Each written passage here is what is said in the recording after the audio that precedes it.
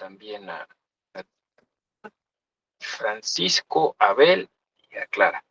Muchas gracias por conectarse, Francisco, Fabián. Gracias, Abel. Hola.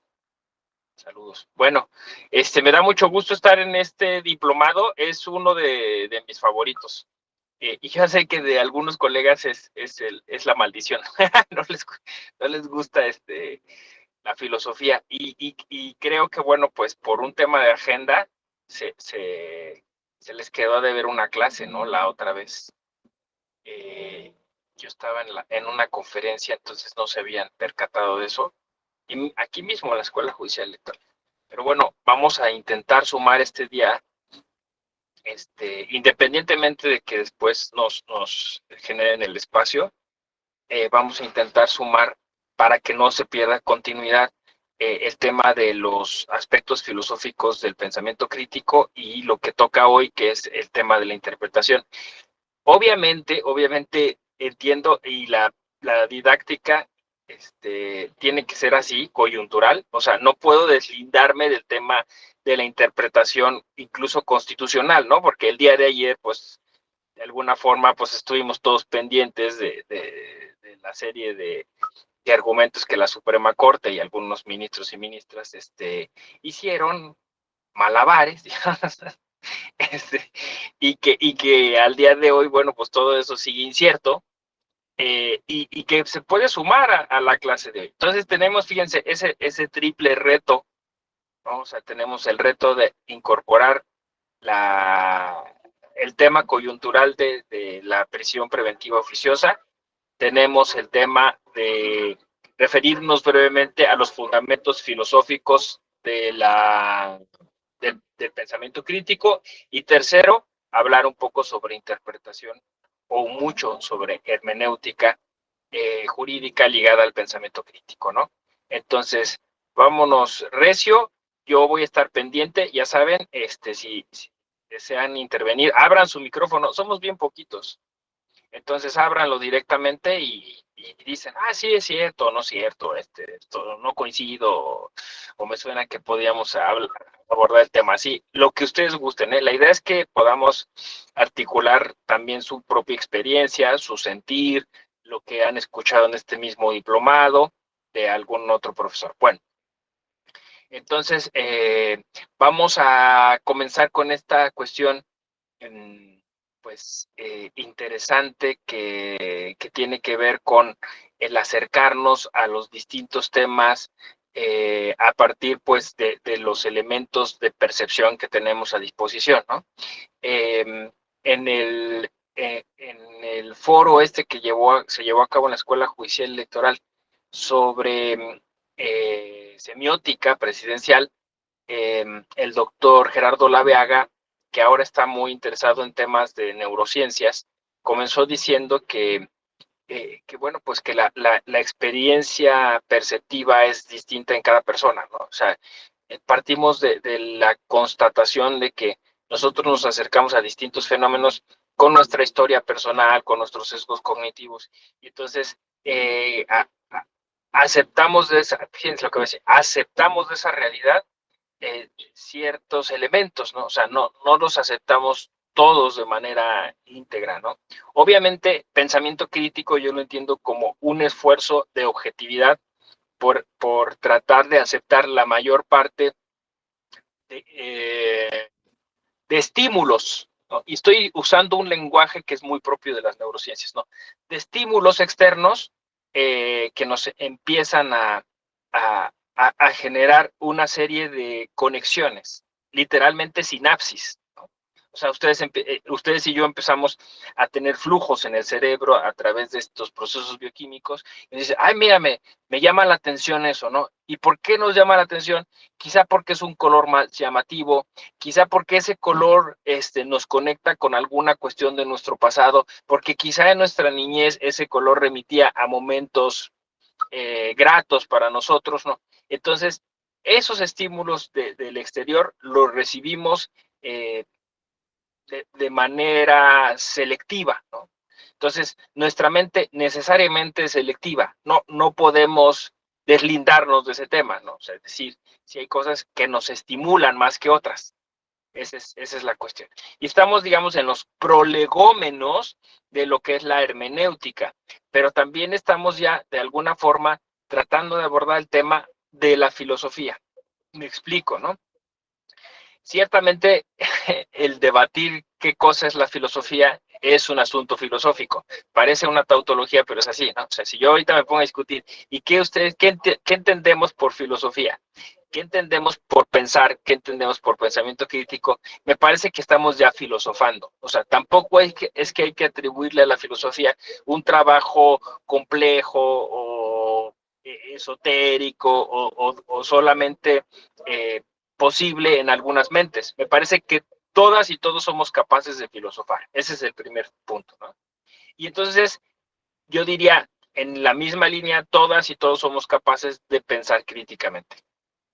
Eso es el presupuesto del que hay que partir, ¿no? O sea, que no se requiere de mayor insumo, sino, de hecho yo lo estaba pensando en la mañana cuando venía para acá a esta clase, decía, yo creo que lo más importante, lo que esta mañana se pueden llevar ustedes como regalo, es el cambio de chip.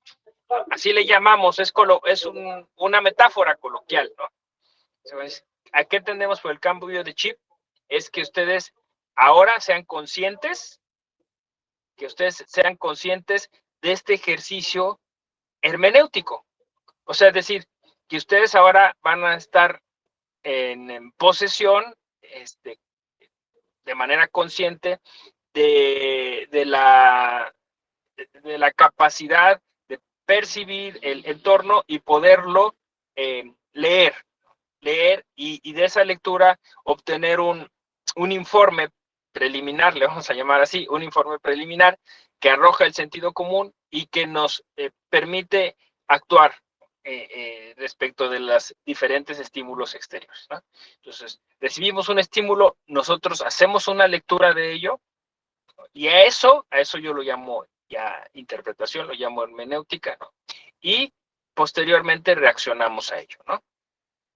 Entonces, este estímulo del exterior pues puede ser un hecho, un fenómeno, puede ser una práctica, o sea, decir, algo que vemos que las demás personas hacen, puede ser una comunicación, ¿no? Una interlocución, puede ser el enfrentarnos a un escrito, que sucede constantemente en el derecho, ¿no? Entonces, lo que por ejemplo ayer sucedió en la Suprema Corte de Justicia de la Nación, pues es un entorno hermenéutico, ¿no? Es un entorno en el que, por ejemplo, si uno, eso es lo interesante de la filosofía, ¿no? Uno empieza a desbrozar esa realidad y entonces empieza a encontrar el trasfondo de muchas cosas, ¿no? O sea, por ejemplo, uno dice, me acuerdo, por ejemplo, de la intervención del ministro Alcántara, ¿no? González Alcántara, que leyó, ¿no? Leyó algo que ya traía escrito, ¿no? Entonces, muy probablemente alguno de sus colaboradores, alguna de sus colaboradoras, le escribió eso, ¿no? O le hizo un borrador y él lo corrigió, o le dio unos bullets, unas pistas y él terminó armando el escrito, pero digamos, era palpable que había un trabajo previo de interpretación, ¿no? Es decir, que alguien se tomó el tiempo de leer, eh, cómo iba el proyecto, ¿no? De sugerir ideas, de tachar, quizá, de glosar, tal, y eventualmente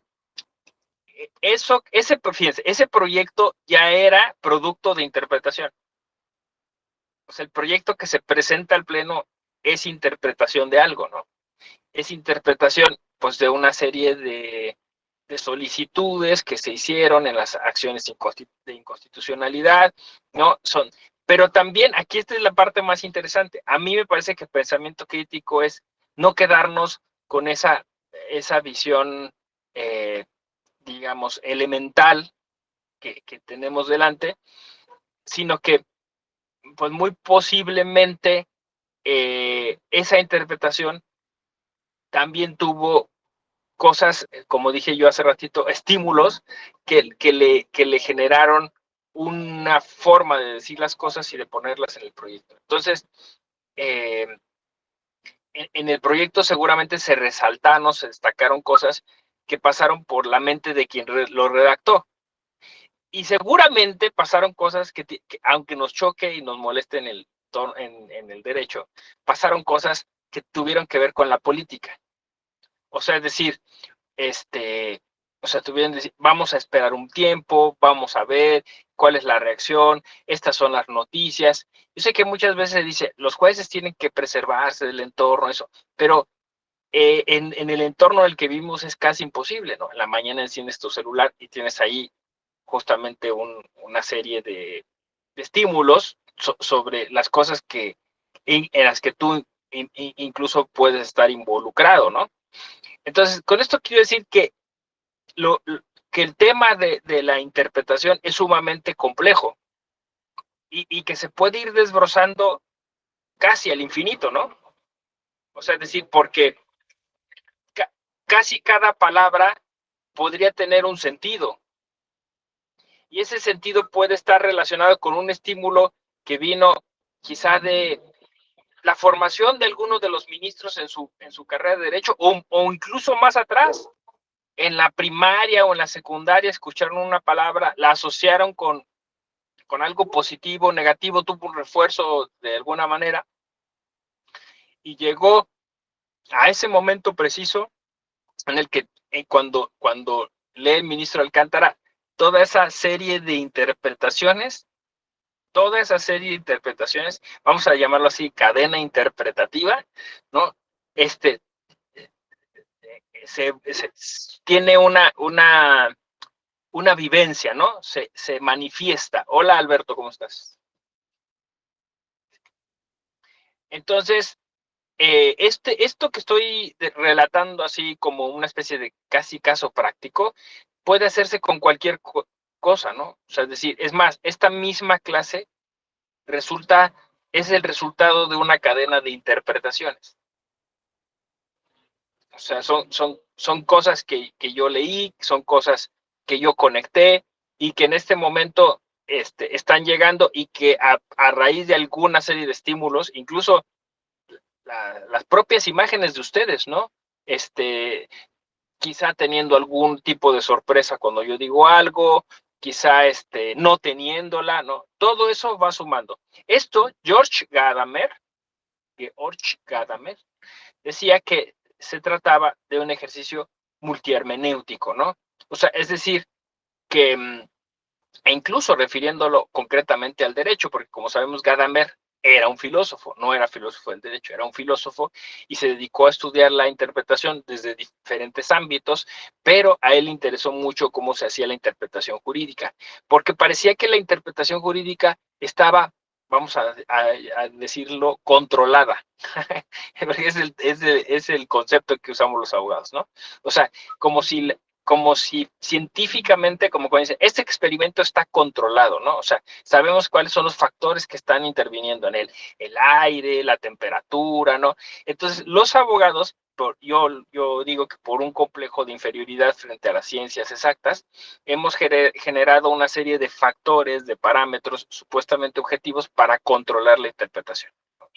Pero yo diría, como lo menciona Tecla Mazzarese, que esta es una ilusión, ¿no? O sea, no podemos controlar la interpretación. O sea, un poquito con esta experiencia del día de ayer, si ustedes tuvieron la oportunidad de mirar un poquito la sesión del pleno o leer las noticias, o sea, uno no podría llegar a afirmar que allí había un control, ¿no? O sea, que se están controlando los factores de interpretación, ¿no? La interpretación estaba desbocada, estaba desfogada, no sé cómo decirlo, ¿no?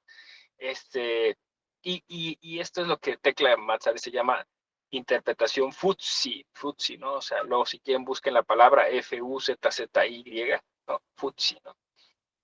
O sea, una lógica futsi, ¿no? O sea, difusa, diríamos, pero bueno, es que el neologismo es más amplio que eso, ¿no? Entonces, frente a esta interpretación desenfrenada, desbocada, pues puede pensarse que hay como incerteza, ¿no? Ese es el tema. Ahí ven, se van ubicando como los conceptos. Los conceptos que la filosofía del derecho ha ido generando a lo largo de siglos, ¿no? O sea, fíjense, de manera intuitiva ya me referí a control, me referí a seguridad o certeza dentro del sistema, ya me referí al tema de la lógica, ahora que lo mencioné, o sea, ya me referí al tema de la conexión entre el ordenamiento jurídico, la norma y los hechos, ¿no? Y además, incluso a una cosa que ha estado como saliendo a colación, y es el tema de la, vamos a llamarlo así, la posible intromisión de la política en la interpretación constitucional, ¿no? O sea, porque si ustedes ahorita abren cualquier buscador de noticias, eso es así. La Corte como legislador negativo, ¿no? Los ministros como actores políticos. ¿Qué va a pasar? O sea, la polémica es esa, ¿no? Los jueces pueden decir cosas más allá de lo que la Constitución escrita dice. Eso es interpretación, ¿sí se fijan? O sea, puede un juez, un ministro de la Corte, ir más allá de lo que literalmente el texto constitucional dice. ¿Ustedes qué piensan? Eso es interpretación, eso es pensamiento crítico, y ahí están conceptos de filosofía del derecho. ¿Por qué pensamiento crítico? Porque no nos estamos quedando, insisto, con lo superficial, ¿no? O sea, con lo que, digamos, un reportero tendría que poner ahorita en un portal de noticias a propósito de lo que sucedió ayer, ¿no? O sea, estamos tratando de ir más allá. Y yo considero y creo que este ejercicio lo puede hacer cualquier persona. O sea, esa es mi hipótesis. Mi hipótesis es que no necesariamente la tiene que hacer un investigador de jurídicas, ¿no? O alguien que ha tomado cientos de cursos sobre interpretación, sino que todos podemos hacer, o está a la mano de nosotros, hacer este pequeño análisis, ¿no? Y, y casi con todo lo que existe en el derecho se puede hacer esto mismo, ¿no? O sea, este mismo ejercicio de, para que quede así como un poquito más reforzado, de desmembramiento, ¿no?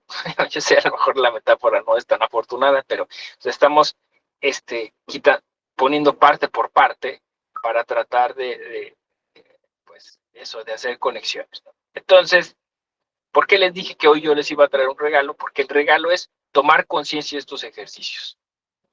Es decir, tomar conciencia de dónde inician, cómo continúan y qué elementos están presentes.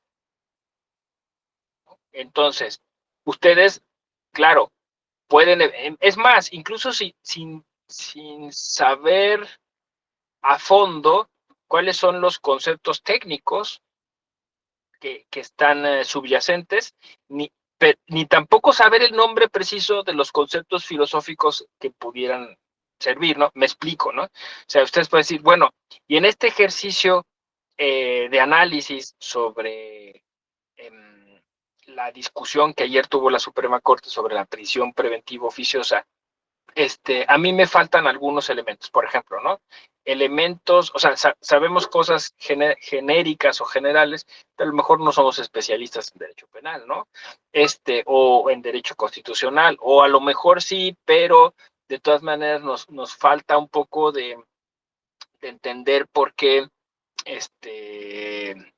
como que hay ciertas cosas entre líneas, ¿no? Y eso nos implicaría un tipo, digamos, de aproximación sociológica al trabajo de la Corte, o incluso de semiótica, ¿no? Es decir, alguien podría decir el modo, el horario en el que sesionaron, la forma en el que el portal de la Corte comunicó las noticias. O sea, es decir, hay muchísimos temas ahí que podrían sumar. La filosofía tiene como vocación, como tarea, articular todos esos temas.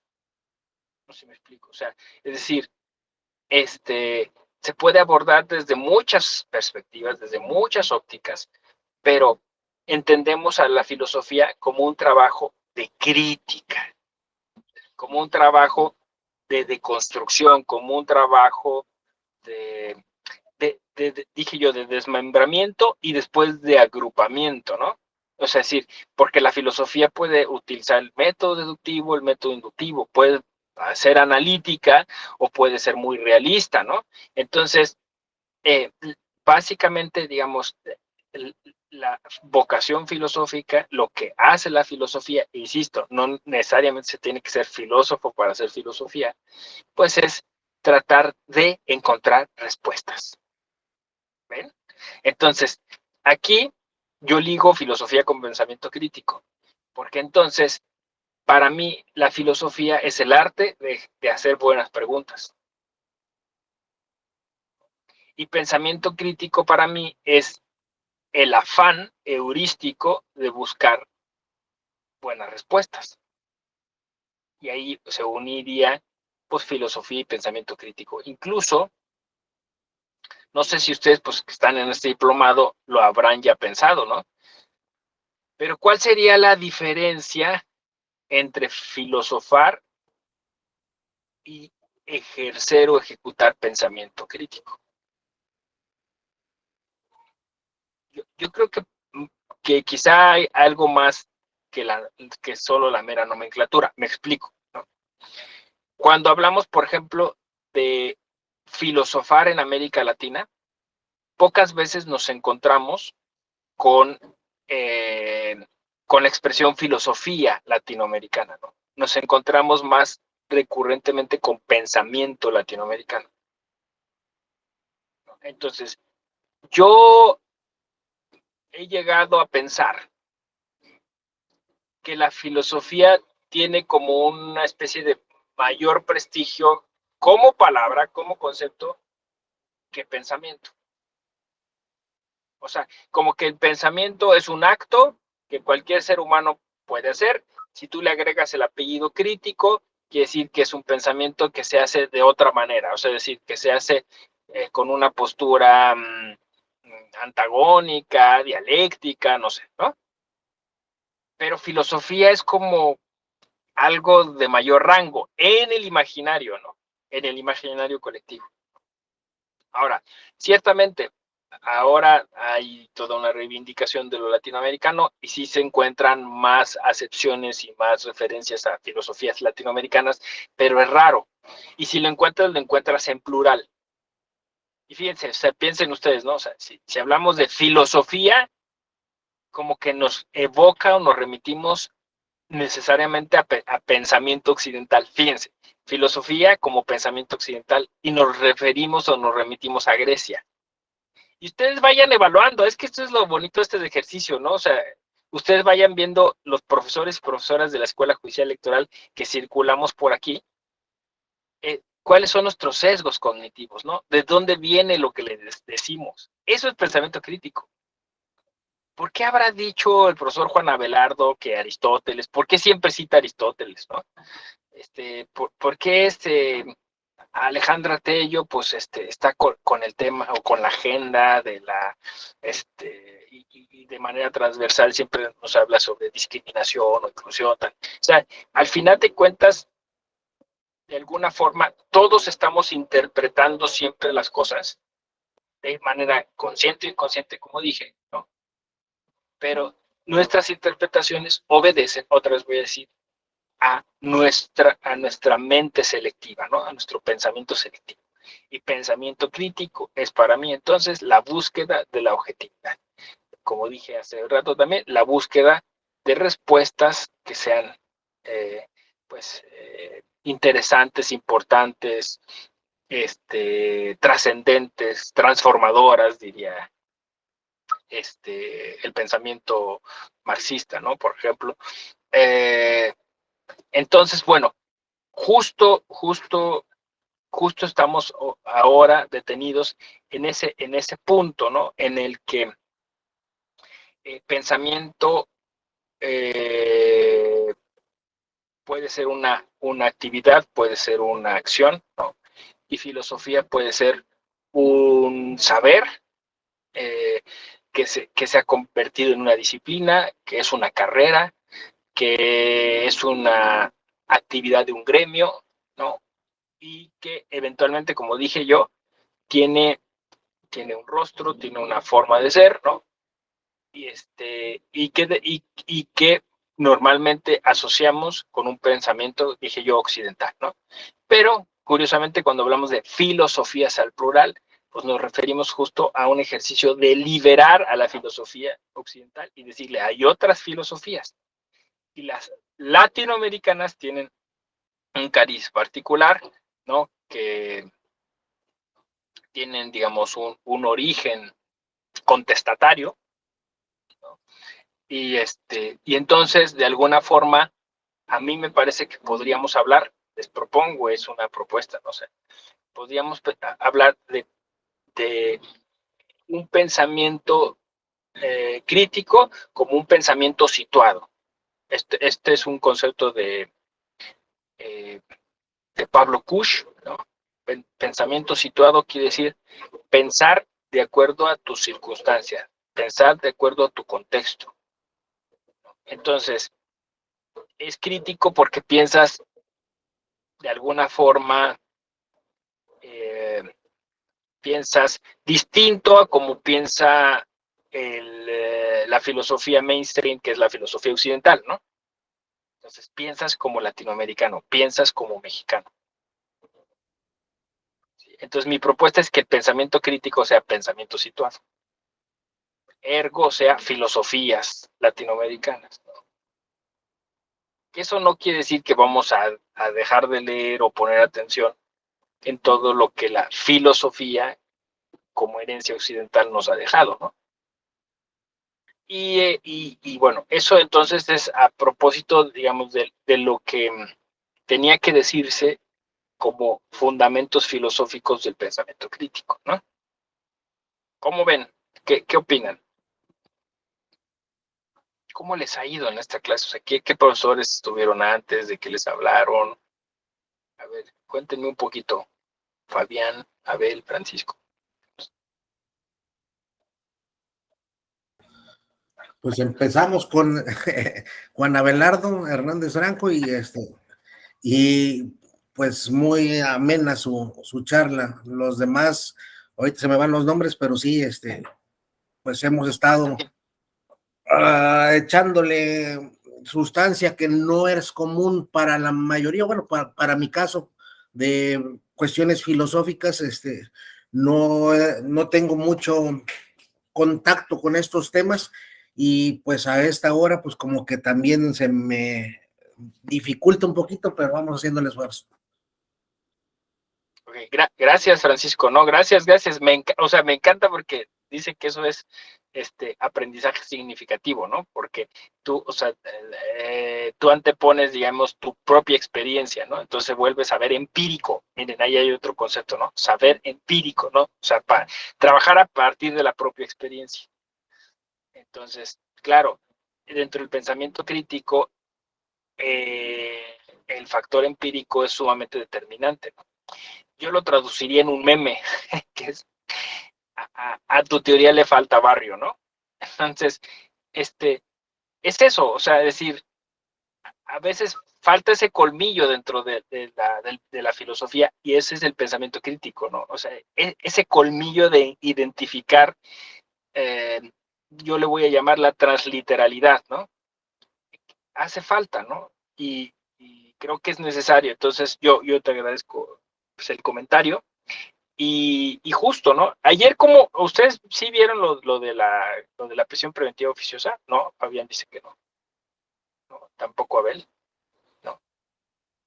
Pero sí medio lo tienen en el radar o sí. Yo lo leí en las Okay. noticias en la noche y pues fue todo lo que se estuvo publicando en las noticias de Uno TV, por ejemplo, que es lo que llegan a la mayoría, nos llega. Y pero no pude ver la sesión en vivo ni posteriormente, nada más las noticias que salieron de ahí. Ok, gracias. Sí, por SMS, ¿no? Nos llega a los que tenemos Telcel. Nos llega Uno Noticias. Este, bueno, pues miren, mmm, como porque la idea era que fuera como una especie de caso práctico, ¿no? Para la clase y que pudiera servirnos de insumo para poder hablar de interpretación de manera más sencilla. Pero bueno, el problema lo conocemos, ¿no? O sea, el tema es que en la Constitución parece haber una contradicción, ¿no? Porque, pues básicamente la prisión preventiva oficiosa contraviene directamente el principio de inocencia. Entonces, hay por eso digo, una contradicción que ha estado ahí años, ¿eh? Y que eso nos permite, pues, hacernos muchas preguntas, ¿no? O sea, ¿por qué coexiste en un sistema la idea de que las personas solo pueden ser castigadas, encarceladas, encerradas, cuando se determina que son culpables, ¿no? Porque está además en el articulado que llamamos la parte dogmática de la Constitución, y por qué al mismo tiempo consideramos que es posible que a ciertas personas, porque se cree que van a evadir a la autoridad y a la sanción, pues se les pueda encerrar aunque todavía no sean culpables. Entonces, por eso se llama oficiosa, ¿no? Porque entonces el juez decide encerrarlas. ¿Cuál es el tema? Aquí está lo interesante de la interpretación, ¿no? El tema es que por una cuestión de cultura jurídica, pues se prefiere mejor encerrar a la gente. O sea, digamos, ante la duda, enciérralo, ¿no? Que contraviene toda una cultura del indubio pro reo, ¿no? O sea, en caso de duda, pues deja libre, ¿no? Pero no, en México no existe. Básicamente, entonces no existe el principio de inocencia, ¿no? Ahora, supuestamente hicimos, ahí es donde uno empieza, por eso dije, el colmillo, el barrio, ¿no? Y la progresividad, claro. Pero mira, es que ese es el tema, ¿no? No existe la progresividad, ¿no? O sea, hicimos una reforma supuestamente para pasar a un sistema penal acusatorio, dejando atrás lo inquisitivo, supuestamente para evitar esto. Pero al día de hoy, la estadística es que de cada 10 personas que son sujetas a proceso, ¿no? 4 se van a prisión preventiva oficiosa, ¿no? Que es un número alto, o sea, casi la mitad. No sé, ahí sí quieren luego consulte las cifras, porque, claro, es que aquí otra vez vuelve, el tema es político, ¿no? Y entonces la interpretación va y viene, porque algunos medios dicen, es que imagínense, esto representaría algo así como dejar libres a 90,000 personas, ¿no? Y luego entonces viene ahí otra vez el tema de la interpretación, que no necesariamente es jurídica, pero él te va a decir, bueno, y de la argumentación, porque alguien dice, bueno, no se les va a dejar libres de inmediato. No se les va a dejar libres de inmediato. Bueno, pero entonces vas a interpretar que la Constitución mexicana está incumpliendo con principios inconvencionales, pero al final, cuando tengas que ejecutar la sentencia por cuestiones políticas, no va a ser posible dejar ipso facto a todos fuera. ¿Sí, más o menos?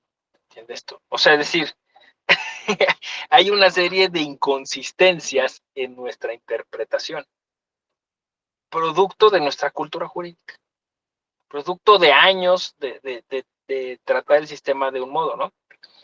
Ahora, esto tampoco es gratuito, ¿no? Esto tampoco es, o sea, no es que, ay, hoy amanecimos buena onda y lo vamos a revisar, ¿no? Porque también es que el ministro Saldívar, que es muy garantista, que es muy humanista, pidió que se revisara esto. No, es que tenemos encima una sentencia de la Corte Interamericana en un caso en el de 2 presos que han estado bajo prisión preventiva oficiosa 17 años.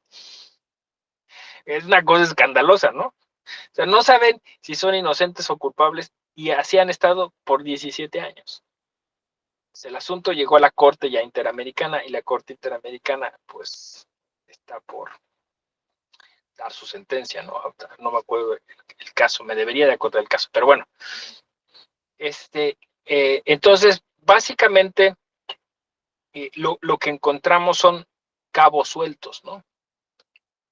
O sea, literalmente, ¿no? O sea, yo ahora en estos meses he estado estudiando el tema del storytelling, ¿no? O sea, sí, el tema de las narrativas. Para mí,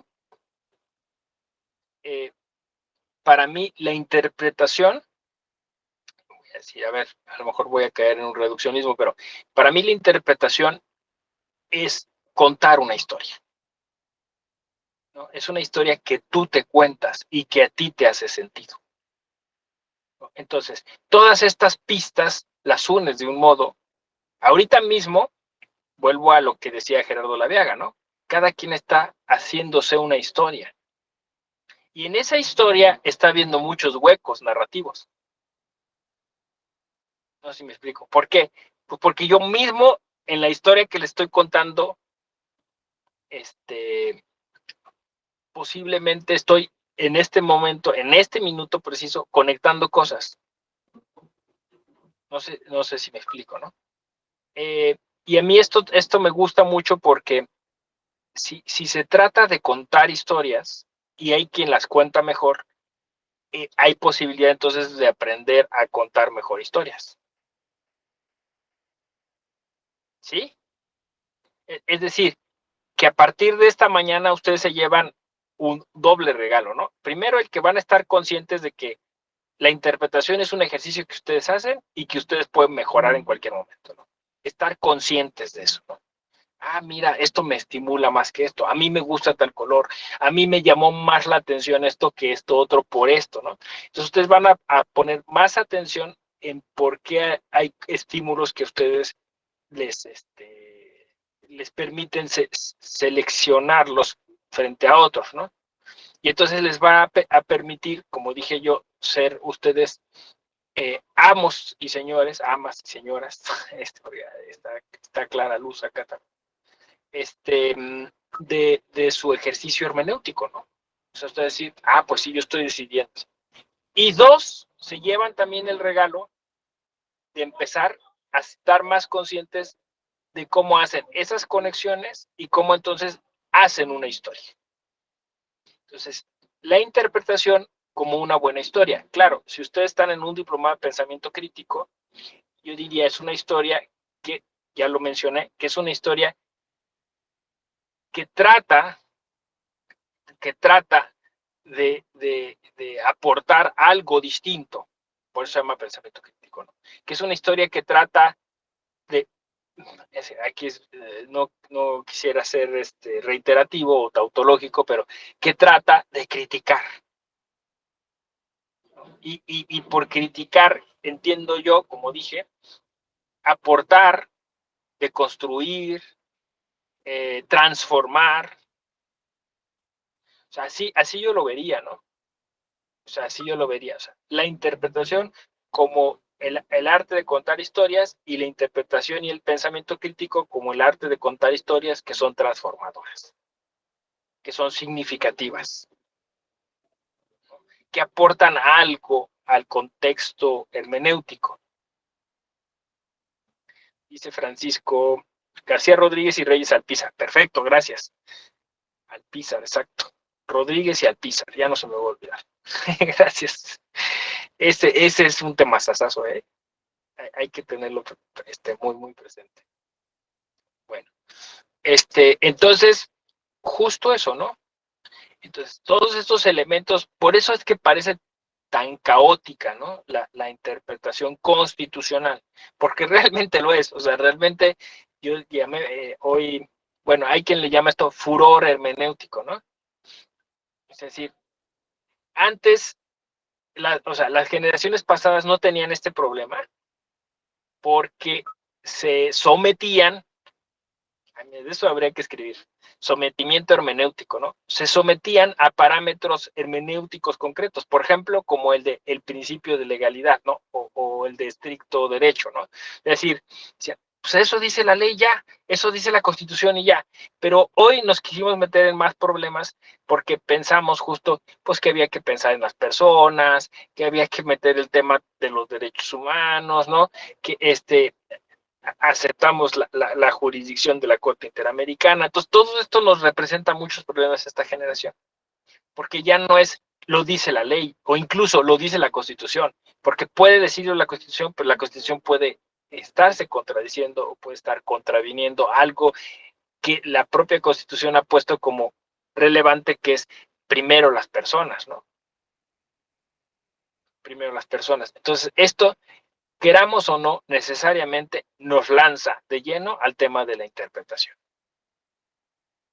O sea, ya no se puede, ya no podemos como generación conformarnos con la literalidad.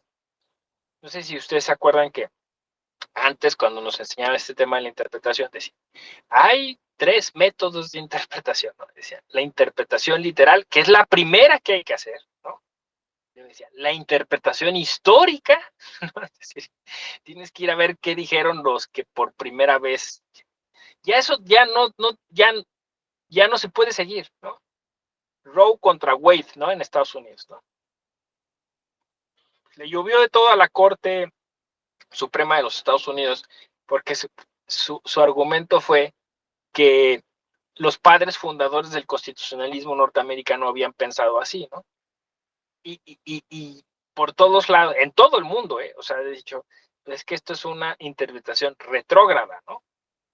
O sea, ya la interpretación histórica u originalista ya no cabe en nuestra generación, ¿no?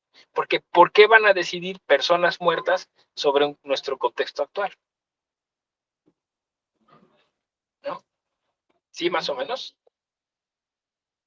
Entonces, bueno, pues hoy vivimos, yo diría, sin exagerar, un momento del florecimiento de la interpretación, de la hermenéutica, ¿no?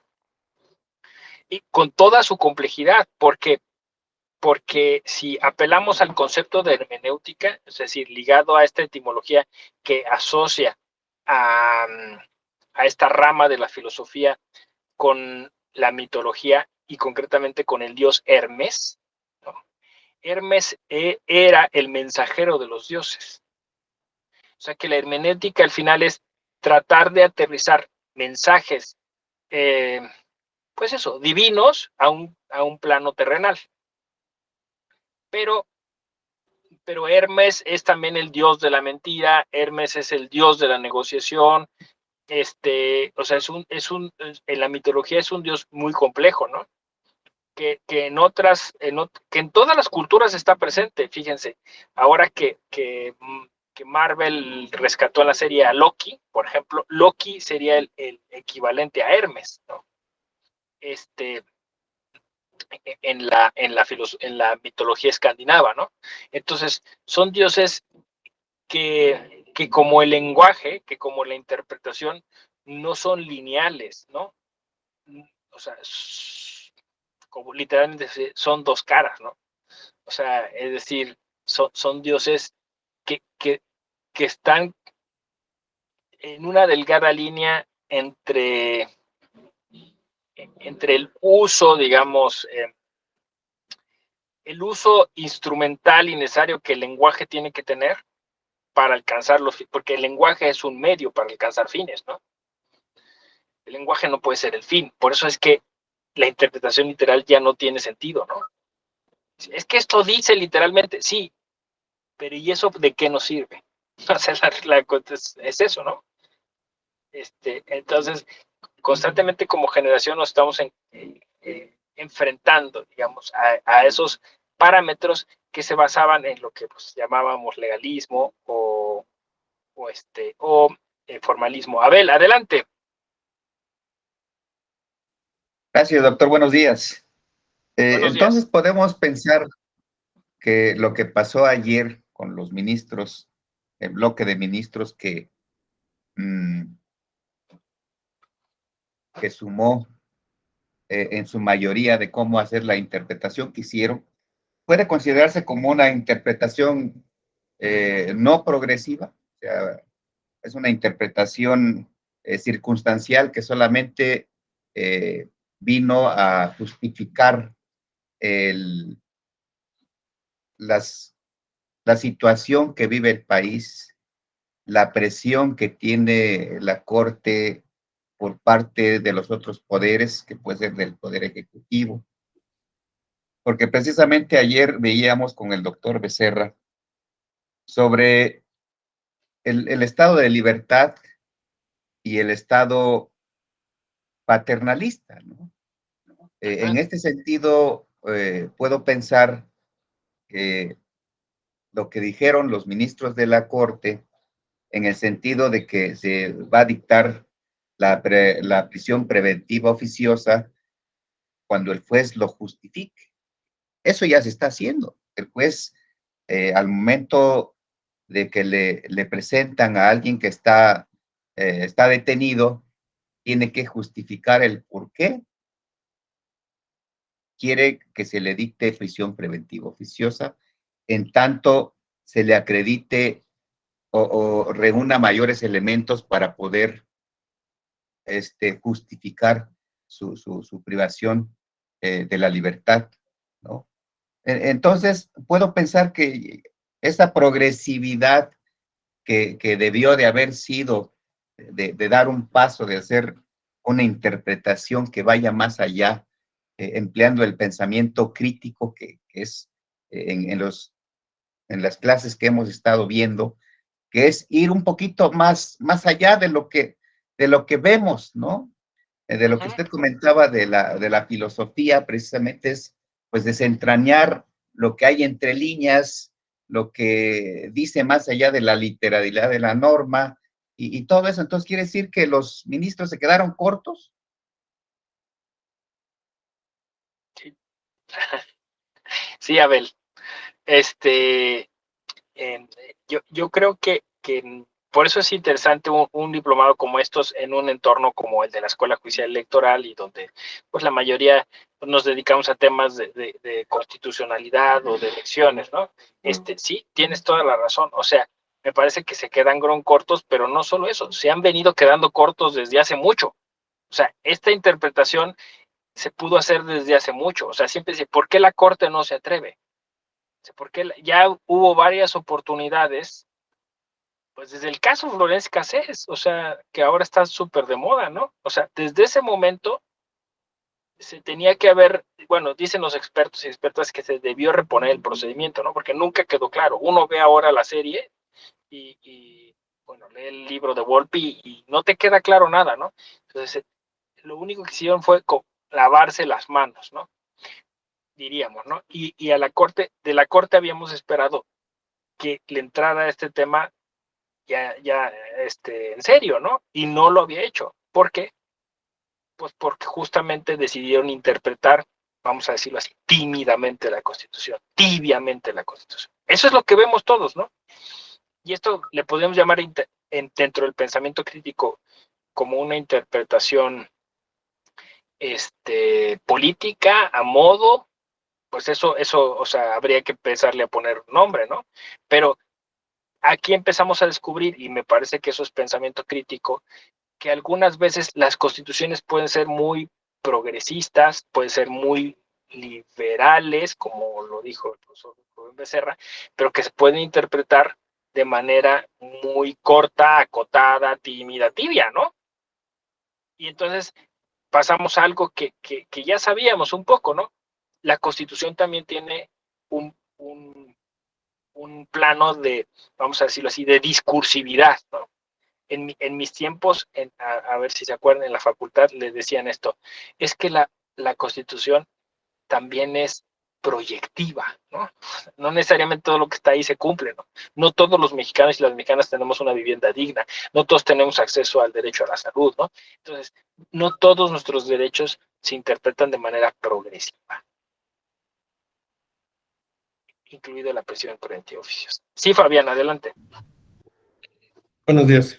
No, yo creo que desde mi particular punto de vista es un todo. O sea, si bien, ahorita que mencionaba la universidad, recuerdo que alguno de los maestros lo que nos decía era, la ley no se interpreta, se aplica, ¿no? Pero, pues, lógicamente tiene sus ambigüedades porque, pues, ayer lo comentábamos, no hay ley perfecta. La ley perfecta la ley se tiene que ir actualizando para tratar de alcanzar la perfección. pero nunca va a llegar a ese grado, pues, porque al final del día hay cosas que nos van a ir rebasando, situaciones que nos van a ir rebasando. Yo hoy comenzaba mi intervención diciendo que creo que es un todo, más que un tema específico de este caso o los que queramos ver, porque está el caso de los compas de Tabasco, ¿no? Que también estuvieron encarcelados, o están encarcelados, de hecho, todavía, ¿no? Que son inocentes, que ya se les declaró, de hecho, prácticamente inocentes, pero la burocracia, por eso ahí va mi comentario de que es un todo, es un sistema, creo que tenemos un sistema ya caducado, que entonces al estar ya tan, no sé si ponerlo así, tan oxidado, ¿no? Ya no están los engranes, ya no están haciendo su trabajo como debería. O sea, si bien es cierto, puede ser que la prevención preventiva tenga su razón de ser porque pues, nos puede dar a la fuga el posible culpable, pero el problema es que entre que es culpable o es inocente, pasa un lapso de tiempo y ahí es donde entra este engranaje del sistema donde no está funcionando. La burocracia, las cosas se vuelven tan burocráticas, tan lento, nuestro sistema de justicia es tan lento que pues que llevan estos compañeros, estas personas llevan años en la cárcel. Está en el tema de los de Tabasco, están otros que no me acuerdo de dónde es, que es un caso similar que también ya se los declararon inocentes y no los liberan, ¿no?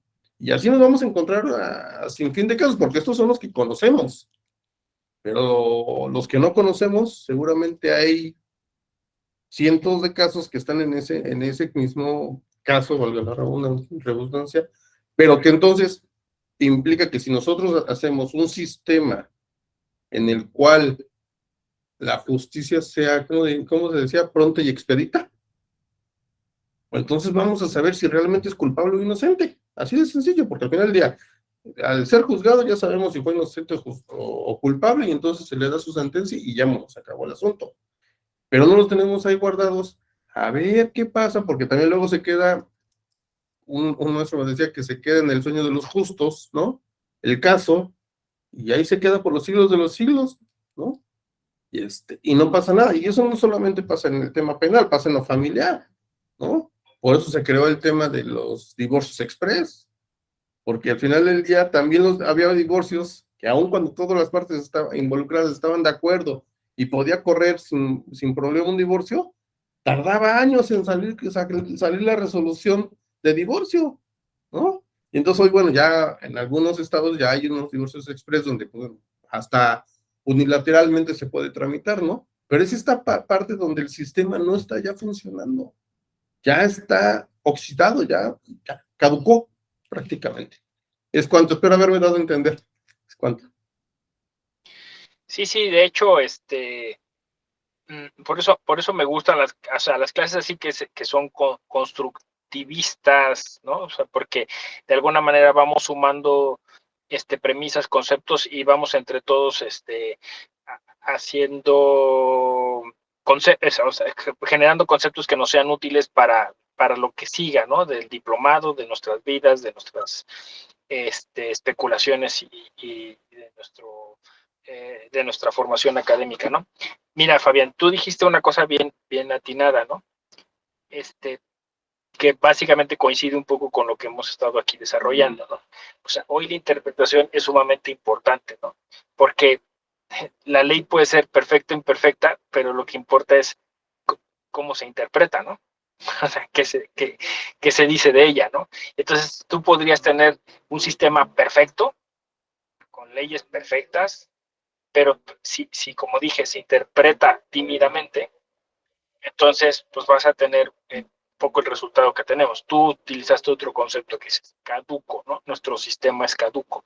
Me imagino que cuando te refieres al sistema, te refieres a la aplicación de esas leyes, ¿no? De esa constitución, ¿no? Exacto, ¿no? Al todo dijiste, ¿no?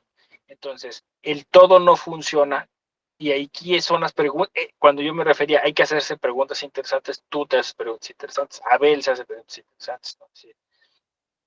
¿Qué es lo que no funciona, no? Pues lo que no funciona es, digamos, es parte de una cultura que, por ejemplo, y esto nos puede remitir incluso a la formación del propio Estado moderno, ¿no? sistema penitenciario. ¿Qué es eso? O sea, ¿por qué en algo? O sea, esto es pensamiento crítico, ¿no? O sea, ¿por qué a alguien se le ocurrió en algún momento que podíamos tener instalaciones, edificios en las cuales meter a la gente ahí y olvidarnos de ellos, ¿no? O sea, porque supuestamente resultaba que eran un peligro para nosotros, ¿no? Y los encerramos ahí. Y hubo generaciones, muchas generaciones que dijeron, bueno, pues ni modo, ¿no? Te tocó la de perder, porque entonces no era un asunto de, porque, o sea, lastimaste o lesionaste a la sociedad, entonces vas y pagas una condena, ¿no? Sino lo que estamos hablando ahorita es de quizá, posiblemente lesionaste, ¿no? Pero en muchos casos quizá yo me equivoqué. O sea, ¿qué es lo que tú estás diciendo? O sea, el caso de los señores estos de Tabasco, ¿no? Del documental, Historia de dos secuestros, pues te queda clarísimo que son inocentes, ¿no? O sea, su error fue encontrarse en un sitio equivocado, en la hora equivocada. Pero imagínense qué terror, ¿no? O sea, vivir en un sistema en el que a lo mejor cualquiera de nosotros es el que sigue, ¿no? Porque el sistema se equivoca, ¿no? Y porque el sistema requiere, como dice Agamben, de esas víctimas que lo nutran, ¿no? Entonces, pensamiento crítico es, ¿podría haber otro sistema? O sea, ¿podría haber un sistema donde no necesariamente gente que potencialmente sea declarada inocente esté en la cárcel por años? Y no son cientos, según las estadísticas son miles de casos. Creo que eso es lo escandaloso, o sea, son miles de casos. Entonces, vamos a decirlo así, es un sistema que funciona con números rojos en un déficit, ¿no? O sea, básicamente si yo esto saliera a la calle a decirlo y hago después un referéndum, la gente votaría por quitarlo. Me voy a explicar, ¿no? O sea, si ahorita yo dijera, a ver, pásenme la estadística, y resulta que entonces son miles de personas que están en la cárcel de manera inocente, entonces cualquiera podría llegar sensatamente y sencillamente a la conclusión, el sistema penitenciario no sirve. Y no sirve todo, o sea, gastamos mucho dinero para, como dijiste tú, que los jueces no hagan su chamba. Y eso dices, no solo en lo penal, en todos lados, ¿no? O sea, gastamos demasiado para que esto no funcione. Sí, Jorge Rodrigo, adelante. Hola, muy buenos días a todos. Mi participación va enfocada a, bueno, lo que se está comentando del pronunciamiento de la Corte. Bueno, ahí veo dos posturas. Bueno, aquí no sé cómo viven su realidad social en cada uno de sus estados, pero en el estado de Veracruz, los fiscales son muy deficientes en su labor, demasiado deficientes. O sea, de cada 10, yo creo que 2 están bien preparados. Entonces, pues, esa también es una situación preocupante, ¿no? Porque el fiscal es el que representa a la sociedad y estamos mal representados. Al menos aquí en el estado de Veracruz, yo veo muy deficiente que un fiscal se atreva a argumentar de manera correcta en una audiencia de vinculación a proceso, medidas cautelares, sobre la prisión preventiva. Entonces, para mí es preocupante eso, pero tenemos del otro lado la situación de los números rojos de personas que han estado en la cárcel siendo inocentes. Entonces, pues aquí es un tema de ponderación, ¿no? Por lo menos en mi estado, pues es preocupante, ¿no? El tema de la fiscalía. Pero pues en este caso yo optaría más porque la Corte o porque el legislador diga que efectivamente se tiene que hacer una argumentación, porque el sistema mexicano se da por la fundamentación y motivación. Entonces tú tienes que dar los argumentos suficientes para decir si está en riesgo la sociedad, si es pertinente la medida. Entonces, pues tiene que ser un ejercicio de fundamentación y motivación claramente. Ahora, este, lamentablemente, otro aspecto es que cuando ponemos a gente inocente en la cárcel, dañamos su proyecto de vida. y pues dañar el proyecto de vida de una persona es sumamente preocupante, porque le quitas años de su vida, proyectos que tenía, y, y en ese caso, pues muy pocas personas conocen las medidas de reparación. Entonces, pues también hay que especializarnos en conocer los mecanismos para que la gente pueda, pueda combatir esa reparación, bueno, pueda solicitar al Estado esa reparación del daño. Y a mí me ha tocado escuchar de muchos casos de gente que ha estado en la cárcel siendo inocente. Le decimos, vamos a la corte. No, es que pues tengo mucho miedo. O sea, yo creo que a la mitad del proceso voy a desaparecer y la verdad no.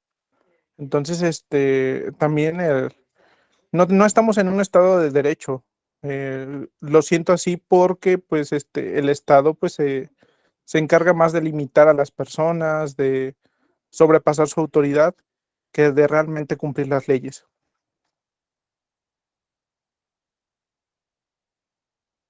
Sí, creo que el concepto que nos propuso Fabián está interesante, ¿no? O sea, él dijo, es un todo, ¿no? O sea, yo lo entiendo como es un tema multifactorial. A ver, les voy a proponer también otra cosa, ¿no? O sea, el tema es un asunto que requiere del análisis, o sea, o de un enfoque del pensamiento crítico a partir de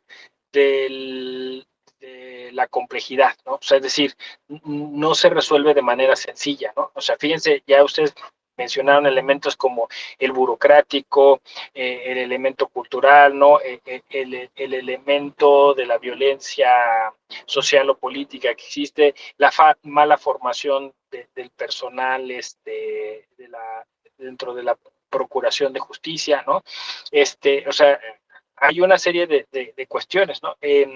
Justamente, ¿qué está pasando con todas estas personas que siendo inocentes no se les repara el daño y que además, bueno, a lo mejor no eran delincuentes y terminan pues siendo casi empujados, ¿no? A la delincuencia, ¿no? La impunidad, ¿no? O sea, todos esos temas están ahí. Yo, justo por llevarlo al ámbito de nuestra temática, yo diría que aquí lo que habría que hacer es justo un análisis multifactorial, ¿no? Un análisis le llaman holístico, ¿no? Es decir, que al final, no sé si eso justo le está faltando a la Corte. O sea, lo que tendrías que hacer es ver que se tiene que hacer un gran mapa mental, ¿no? Yo lo llamaría una cartografía, ¿no? O sea, hay que hacer un montón de mapas mentales, donde colocamos cada uno de estos rubros y tratamos de generar soluciones adecuadas para cada uno de ellos, ¿no? Entonces, quizá quien se gradúa de un diplomado en pensamiento crítico, pues le va a tocar hacer ese análisis holístico, ¿no? Entonces, pues ahí me imagino que habría una reforma constitucional, ¿no? Habría proyectos de litigio estratégico, como lo mencionaste, Jorge, para litigarlos en los diferentes frentes, ¿no? Habría que hacer un trabajo de educación y una reforma educativa y de capacitación, pues para tener una cultura del derecho distinta, ¿no? Claro, eso nos llevaría a atender todo el tema de la inseguridad pública y de la delincuencia y de la violencia, ¿no? Así, o sea, así de complejo es esto, ¿no? Entonces, la interpretación que estamos generando ahorita, vuelvo a mi tema, es una manera de contar esta historia a través de muchas otras historias, ¿no? Porque justo cuando habló Jorge, también fíjense qué interesante, a propósito del pensamiento crítico, Jorge nos hizo una propuesta hermenéutica, a ver si alguien la cachó, pero dijo, en mi estado, ¿no? O sea, es decir, que también para hacer pensamiento crítico requeriríamos de estadística nacional.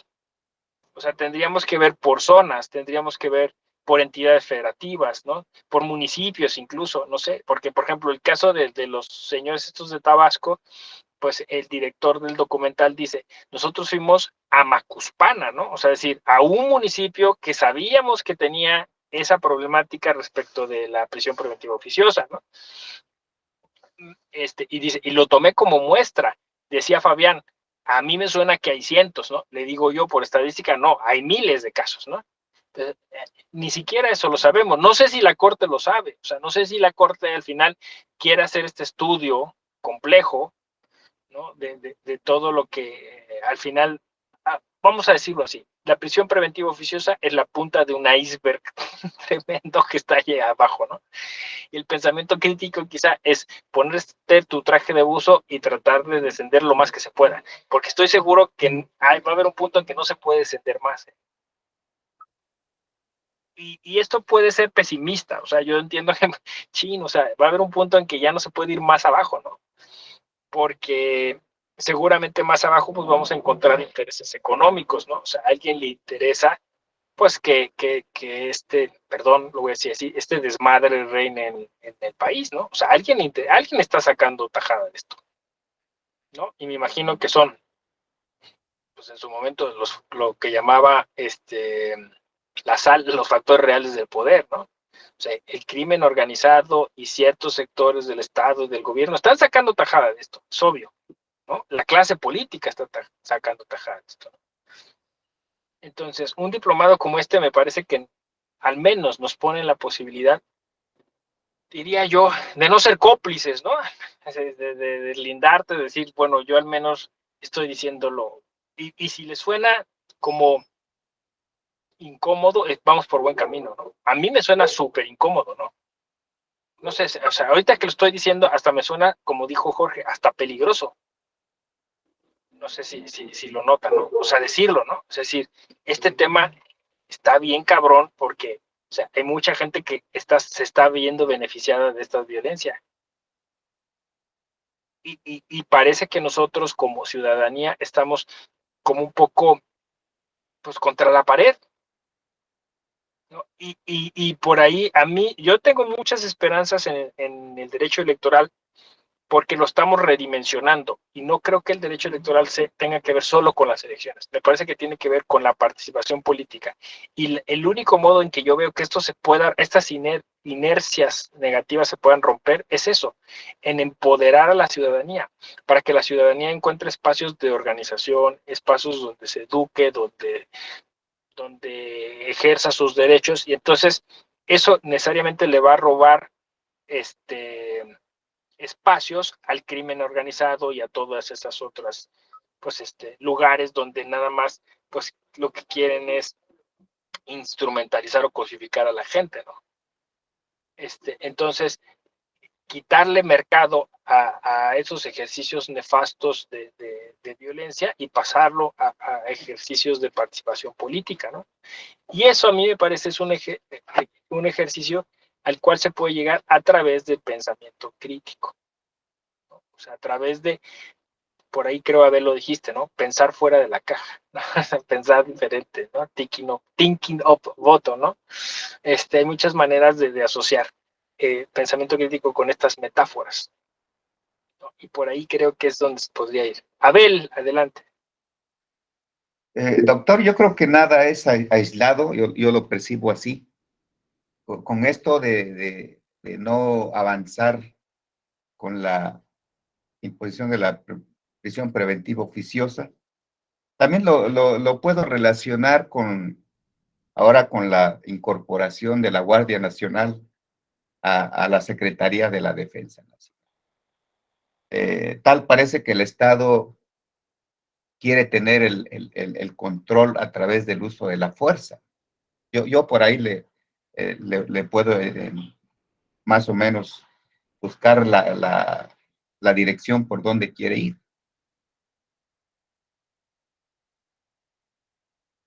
Está interesante lo que planteas, Abel, porque fíjate, o sea, estábamos como digamos, conservadores, ¿no? Y tú o sea, metes un factor que me parece, como dices tú, ya que nos estamos diciendo que esto es integral y que esto es holístico y que es multifactorial, bueno, pues vamos a entrarle al otro tema, claro.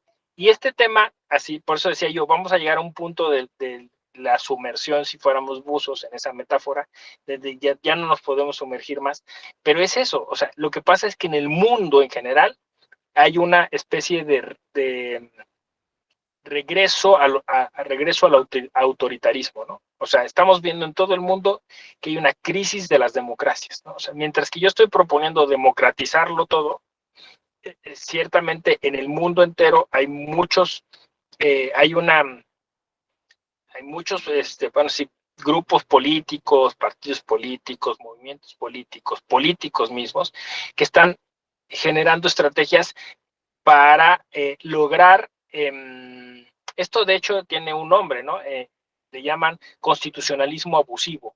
O sea, a través de los propios instrumentos de interpretación constitucional, a partir de la propia reforma constitucional, regresar a sistemas autoritarios y totalitaristas.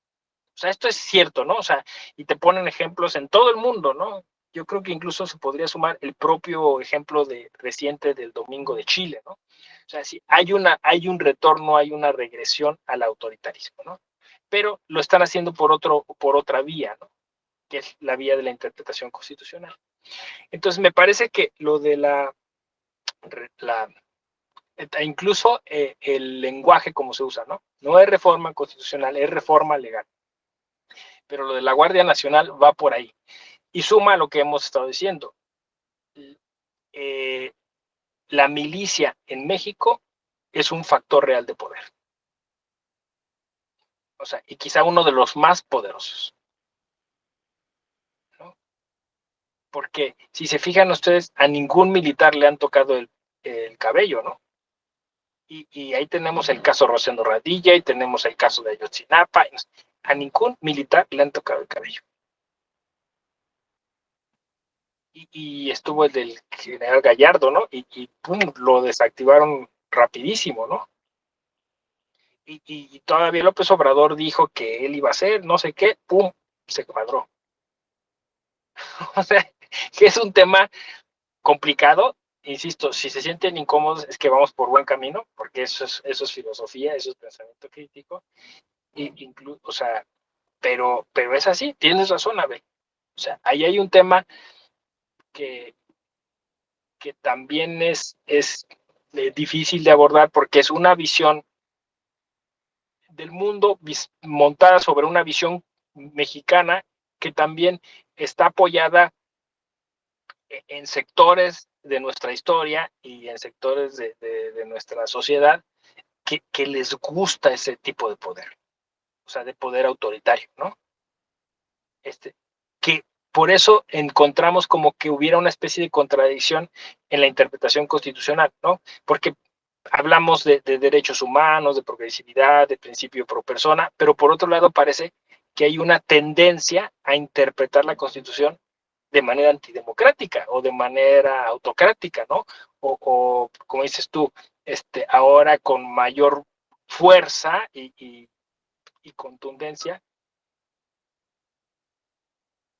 A ver si leo ahorita con mayor fuerza y contundencia y con formas que ya no son propias de nuestra generación, ¿no? O sea, con formas autoritarias, ¿no?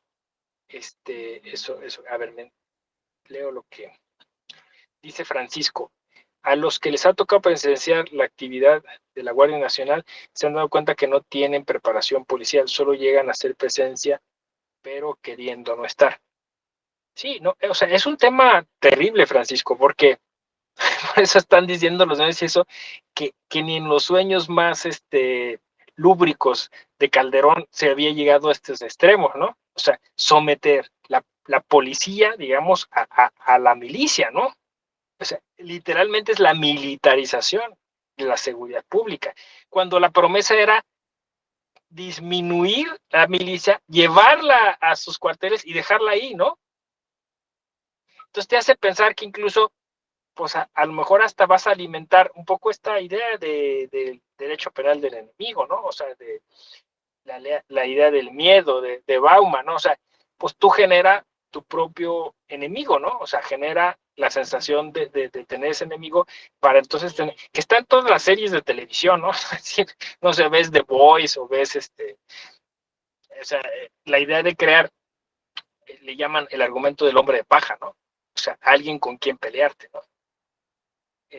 para que entonces tú después justifiques pues la limitación de derechos y justifiques una interpretación restrictiva de la Constitución, si te hacen pensar mal. Pero bueno, dicen que el pensamiento crítico es de eso se trata, ¿no? O sea, un poquito el pensamiento crítico es también empezar a arriesgarse, a darse permiso con otro tipo de interpretaciones que no son las estandarizadas o las normales o las correctas. ¿Cómo ven?